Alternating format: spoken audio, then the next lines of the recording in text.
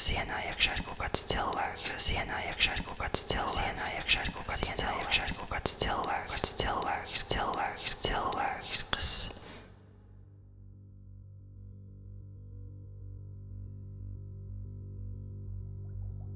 kas ar nagiem skrāpējas tieši pie manas muguras, pie ausīm.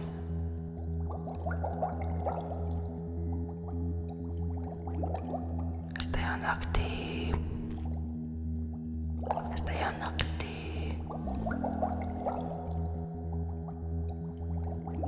es tā pārbijos.